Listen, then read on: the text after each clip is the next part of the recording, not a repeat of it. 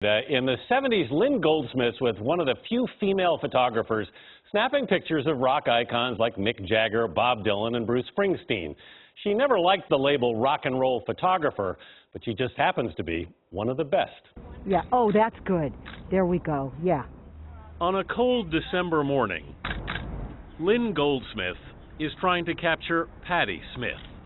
She's my favorite to photograph. Oh, yeah. Since the 1970s, she's taken hundreds of pictures of the rock star and poet. Oh, this I love too. This was a very weird moment. This is Patti Smith's skull. And unfortunately, I was with her when she fell off the stage, and we had to go to the hospital. This is my friend from college. Goldsmith shares her backstage tales and remarkable portfolio in her new book, Rock and Roll Stories. She's shot almost every rock icon.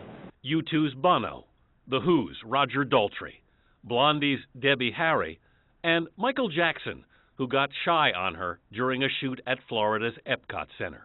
And so I put on James Brown and started dancing, and I did my famous slide step, and he did, of course, outdanced me. So one of my favorite memories in life, I think, will be dancing with Michael in the Tunnel of Light. She's been taking pictures since she was a kid, growing up in Michigan and Florida. It's almost like I have to do that to breathe. What made you pick up a camera? My father was a very serious amateur photographer, and like any little girl who wants to connect with her dad, you want to do what he's doing and be part of it. The camera offered something else. Freedom. Freedom? Yeah, freedom. The camera is a passport into people's lives, and I learned so much through other people. Goldsmith has covered sports and worked for the National Geographic, but she's always had a way with musicians. That's it. Yep. And so I would sit in the position that I wanted them to be in, or stand, or jump, or do whatever, and I would have them make the picture. That did a number of things to our relationship. They understand my problems, and I understand theirs.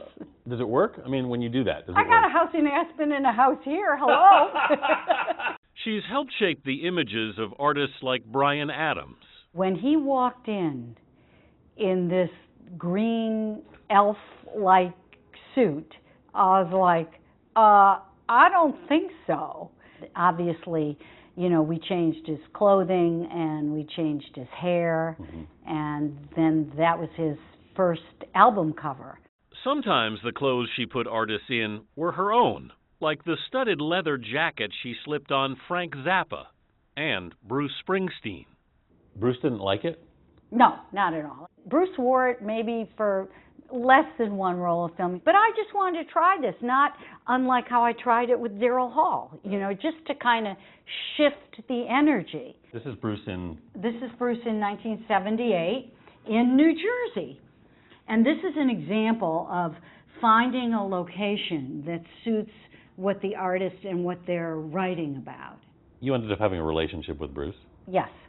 It started in the 70s, but ended when Bruce's shadow grew too big. Listen, I was with Bruce when they spelled his name wrong on the marquee, you know, when in Israel they thought he was Jewish. But as Bruce became more well-known, one becomes relegated to the identity of somebody's girlfriend. And I wouldn't even have liked somebody's wife. Great. Lynn Goldsmith wanted to make her own mark, and she has. I don't take pictures, she likes to say. I make them. I understand the language of certain musicians, and they will use me to put out there what they want other people to see. And Lynn's life has been almost as fascinating as many of the musicians she covered. She was actually, she was a director in early rock TV.